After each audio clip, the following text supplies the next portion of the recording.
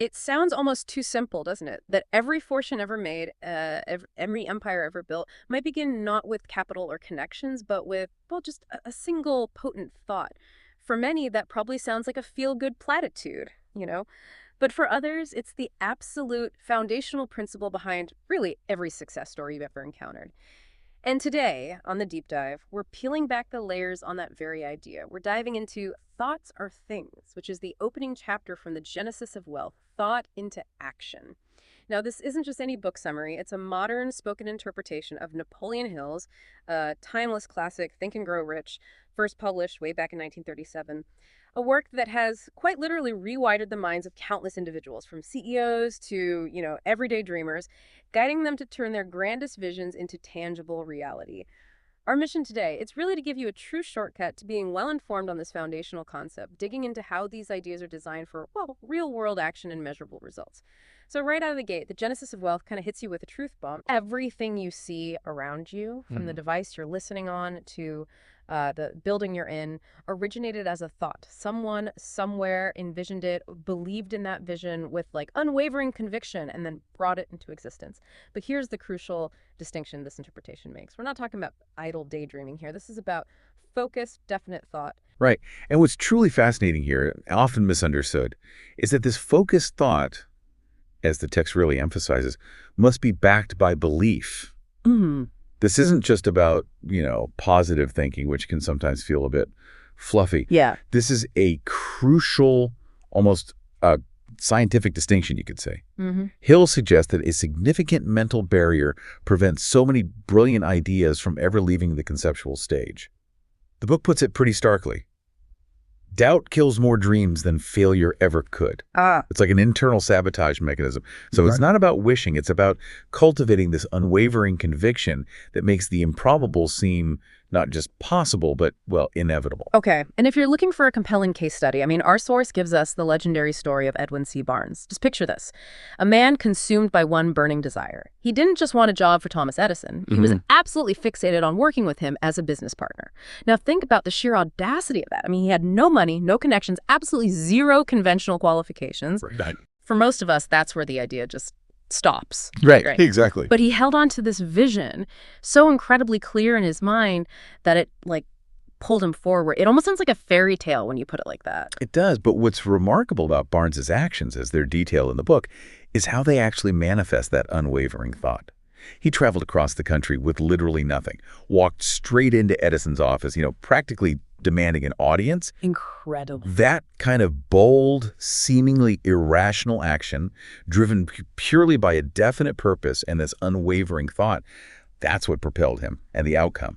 Well, years later, he became Edison's partner exactly as he had imagined. Just as he imagined. Barnes didn't just hope for success.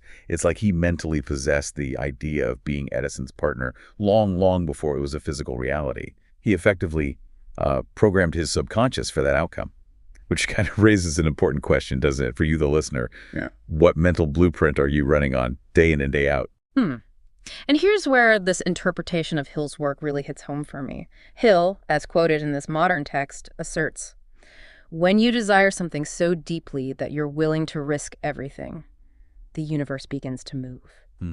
He presents it like your thoughts are these powerful magnets. The more clearly you define them, the more intensely you focus on them. Right. The more powerfully they attract the right people, the right opportunities, and crucially, the necessary actions to bring them to life. But, for those who've maybe dipped into Hill's work before, you might wonder how this is different from just wishing something into existence. Is it just the law of attraction again? Well, that's a critical point because the text is very, very clear on this. This magnetic power, this ability for thoughts to actually become things, it's entirely dependent on one non-negotiable ingredient. Okay, what's that? Absolute unwavering belief. Without that foundational conviction, even the most vivid and powerful thoughts, they won't manifest. They fizzle out. It's not about sending out some vague wish into the ether. It's about a profound certainty that actively overrides all logical doubt. So Hill isn't just advocating for general positive thinking. He's hinting at a specific mental discipline, almost a strategic rewiring, you could say, that actively eliminates the self-sabotage that doubt brings. Right. It really makes you introspect, doesn't it? How often do we let that little voice of inner doubt undermine our most ambitious thoughts? All the time, probably. So what does this all mean for you listening right now? The genesis of wealth interpretation poses a very direct personal challenge. What is the one thing I desire so much that I'd trade comfort, time, and effort for it?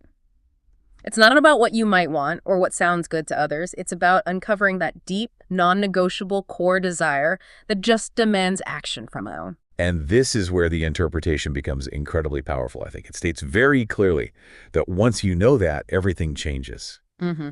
All riches, all significant achievement according to the genesis of wealth, begin with that single thought. It's a decision.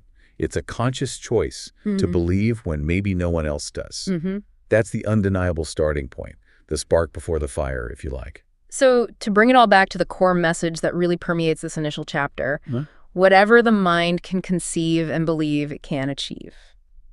And this modern take on Hill's work doesn't just leave you hanging there with the concept. It strongly hints that the subsequent chapters are all about the actionable steps. How to forge that pure desire into concrete action and then turn that action into lasting wealth. Indeed. It's not just a concept. It's presented as a literal process. Your thoughts are your blueprint.